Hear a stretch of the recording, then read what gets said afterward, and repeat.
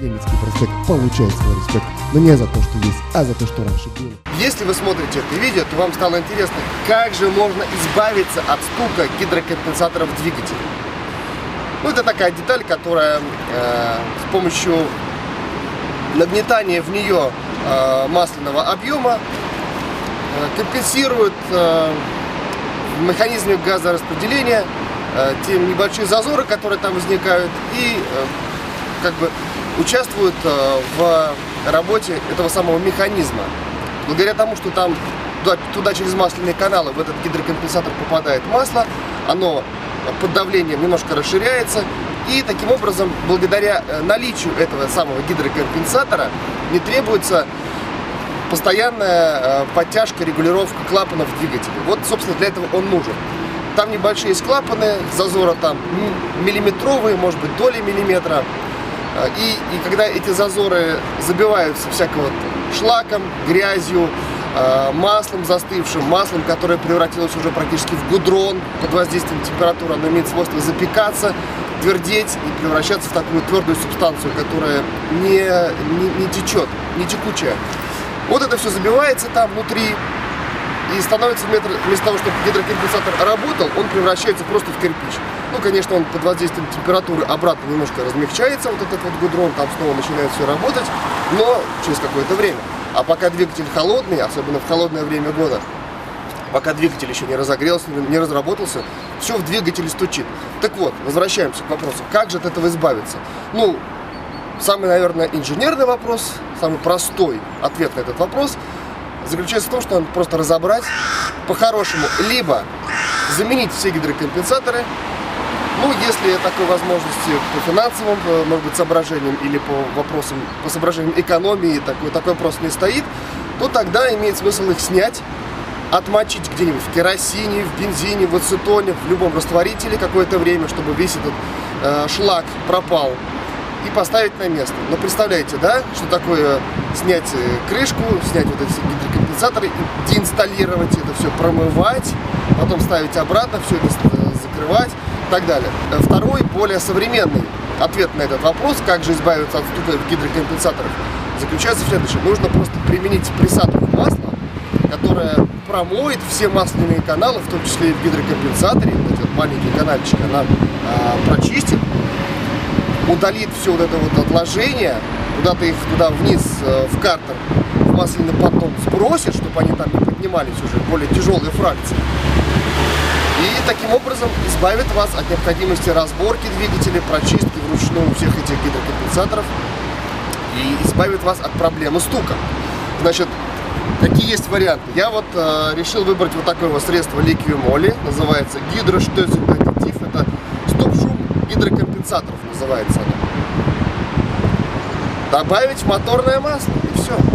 Согласно инструкции, здесь нужно добавить в моторное масло в любой момент времени, независимо от интервалов замены масла. Но у меня масло, в принципе, свежее, недавно я добавил его в мотор, и я еще почитал отзывы об этом продукте. Большинство, конечно, положительные, потому что это современная химия, немцам в этом плане можно доверять. У них целые институты работают на то, чтобы создать такие средства, которые, во-первых, не повредили, самое главное, двигатель, во-вторых, сделали бы то, что надо, то есть вот эти вот чистящие, смывающие добавки попали бы именно в масляные каналы, все там промыли бы, а потом бы это все опустили вниз, и в дальнейшем, в течение времени, поскольку наверняка вот эти вот добавки являются летучими, сейчас даже посмотрим, какой тут состав, 30% и более алифатических углеводородов, 15% и более, максимально 30% ароматических углеводородов. Короче говоря, здесь состав чем-то напоминает ВДшку, по большому счету, но есть, скорее всего, всякие там секретные вещества в этой формуле, которые они просто не раскрывают. Вот. Скорее всего, в течение времени, конечно же, эти моющие, чистящие вещества испарятся, потому что они летучие. И таким образом масло вернется к своему обычному состоянию. При этом, что вся грязь, весь процесс очистки пройдет, вся грязь останется внизу в поддоне. Вас она уже тревожить больше не будет. Когда вы смените масло в следующий раз, все это просто прочистите в поддоне, и новое масло будет свежим, чистым, в новых масляных каналах оно будет там циркулировать. Итак, давайте зальем в GMC Jimmy вот эту присадку, но прежде всего, как и сказал продавец, мотор нужно разогреть, чтобы масло там было теплым. Ленинский проспект получает свой респект, но не за то, что есть, а за то, что раньше было.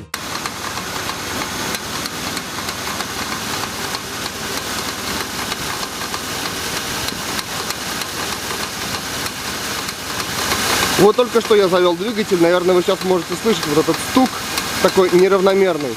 Это вот в системе газораспределительного механизма стучат вот эти самые гидрокомпенсаторы. Скорее всего, я надеюсь, что это так. Потому что если стучит что-то другое, то проблемы здесь гораздо более серьезные. Но чтобы исключить как минимум стук гидрокомпенсаторов, я и добавлю вот это вот средство. В теплом масле присадка начнет растворяться сразу же, распределяться по ее объему. Здесь написано, что вот этого тюбика хватает на объем до 6 литров. Здесь вот примерно 4, может быть 4,5 литра масла в объеме масляной системы. Я думаю, что имеет смысл добавить ее всю, целиком.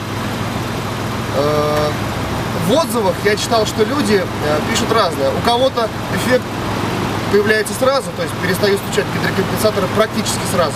Кто-то говорит, что нужно проехать от 200 до 500 километров, чтобы мотор проработал на таком расстоянии. И тогда уже эффект более-менее будет стабильный и постоянный. Но поскольку эта машина пока что не ездит, пока что и мотор крутится в холостую, можно только говорить о количестве времени, когда он проработал.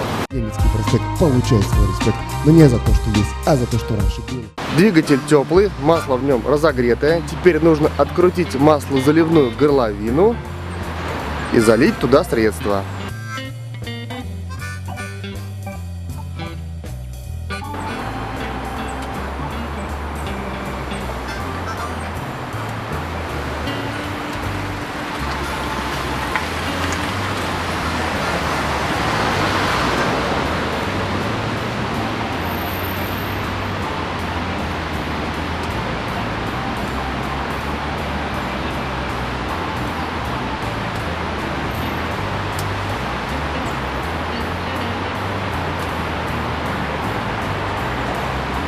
Судя по консистенции, это какое-то масло.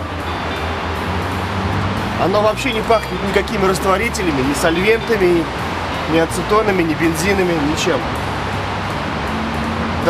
Оно достаточно вязкое. Я не могу сказать, что здесь есть. Синтетическое масло или минеральное масло. Затрудняюсь.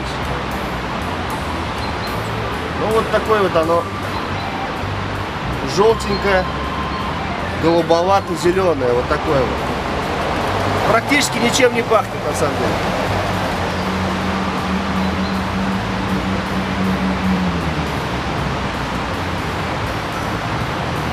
Ну вот. Весь тюбик я туда ухнул. Закрываем маслозаливную пробку. Заводим. Мотор запущен после заливки средства. На звук стал чуть-чуть тише работать, более спокойно. Но опять же, судя по всему, моментального эффекта здесь не будет. Нужно проехать, ну или чтобы мотор проработал энное количество километров. Тогда все это там откиснет, промоется и все должно работать как надо. И эффект, естественно, проверяется на холодном двигателе. Будет ли стучать гидрокомпенсатор или не будет. Примерно через 1 бак работы, то есть литров через 70, можно будет уже точно говорить о каком бы то ни было результате эффекте. В этом эксперименте наш главный инструмент — это наблюдение. Мы будем слушать, смотреть, изучать, сравнивать. Ленинский проспект получает свой респект, но не за то, что есть, а за то, что раньше было.